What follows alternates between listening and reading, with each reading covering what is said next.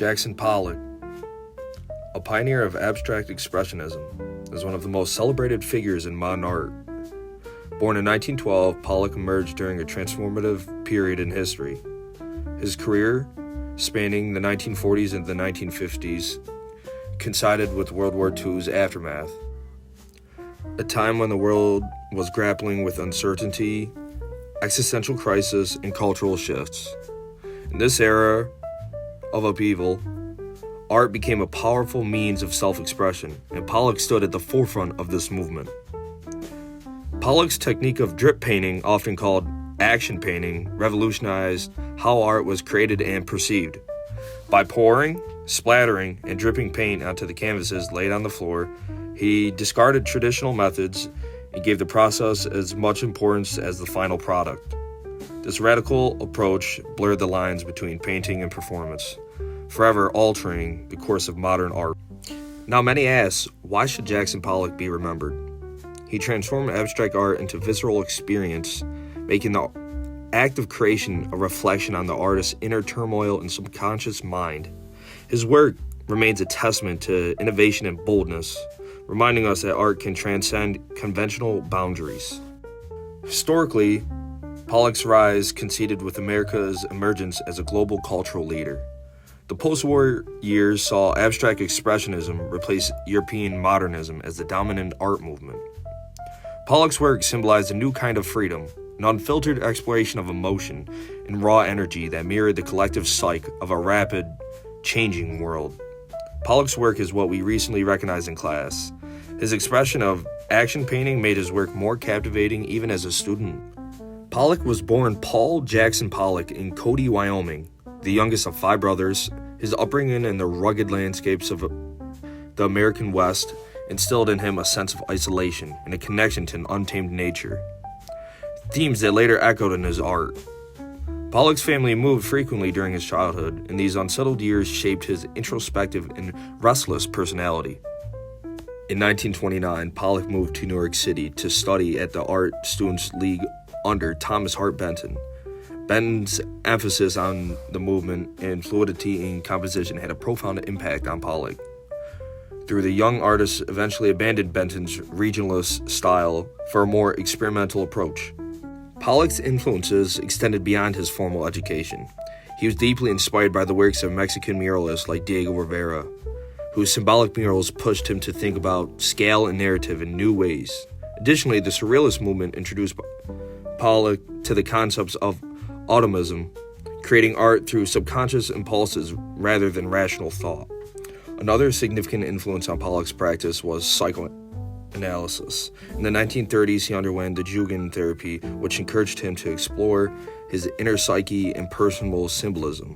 This exploration would become central to his art as he sought to internalize his emotions and inner conflicts through his dynamic, abstract canvases. However, one of the most important influences in Pollock's life was his wife, Lee Krasner, who he met in 1942 and they married in 1945.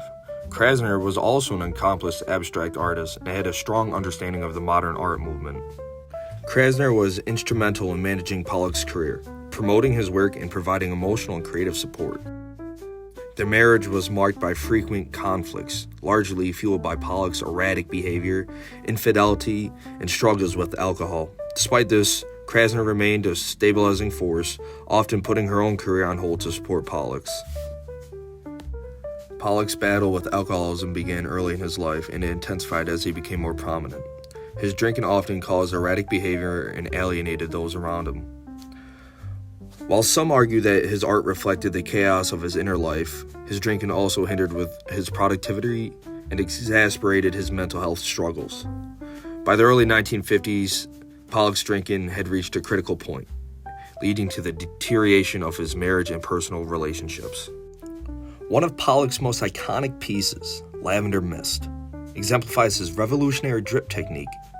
The painting is an intricate web of enamel paint, applied through dynamic gestures that capture a sense of movement and emotion. Pollock often described his method as being in the painting, moving around the canvas laid flat on the floor, engaging with it from all angles. The muted palette of Lavender Mist consisted of blues and earthy tones, which contrasted its chaotic composition. The lack of a focal point forces the viewer to engage with the painting as a whole, losing themselves in the depth and texture. This work embodies Pollock's philosophy that art is a process of discovery both for the artist and the viewer. At over 17 feet wide, Autumn Rhythm is a monumental example of Pollock's skill in creating balance within chaos. The painting's sweeping lines or layered drips suggest both spontaneity and control, showcasing the artist's ability to harness raw energy into the cohesive compositions. Pollock's use of industrial materials like commercial-grade enamel paint reflected his rejection of traditional art hierarchies. By incorporating everyday materials into his work, he blurred the distinction between fine art and ordinary life, challenging conventional notions of what art could be. Both Lavender Mist and Autumn Rhythm demonstrate Pollock's ability to transform his personal struggles and his battles with alcoholism. He transformed these experiences into universal expressions of human emotion. These paintings are as much about the artist's inner world as they are about the viewer's interpretation, inviting endless exploration and reflection for those who inquire. Even though Pollock was born in 1912, most of his work was between the 40s and 50s. Throughout that time, the U.S. had just gotten out of World War II, and American life was marked by significant social, economic, and cultural changes as the nation finally transitioned from a wartime to peacetime prosperity. During this time, cultural shifts began. Mass media, including television, shaped American culture, which spread ideals of consumerism and family life. Youth culture began to emerge with the popularity of rock and roll and rebellion against normal traditions. On top of a cultural shift, there began a civil rights movement. African Americans and other marginalized groups began pushing for greater equality. Events like desegregation of the military in 1948, with Brown v. Board of Education decision in 1954, laid the groundwork for this movement. Beyond his work being made in the 40s and 50s, Pollock's influence on art extends far beyond his lifetime. As a central figure in abstract expressionism, he inspired a generation of artists including William de Kooning, Helen Frankenthaler, and Mark Rothko. His emphasis on process and spontaneity laid the groundwork for movements like color field painting, performance art, and even conceptual art. During his life, Pollock's work provoked mixed reactions. While some critics held him as a genius, others dismissed his drip paintings as mere accidents. Over time, however, his contributions have universally recognized, and his paintings are now some of the most expensive art in the world. Pollock's legacy lies in his ability to redefine the act of painting. By focusing on the process rather than the product, he liberated art from its traditional constraints and opened new possibilities for creative expression.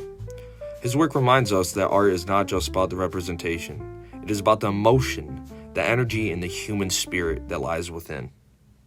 Thank you.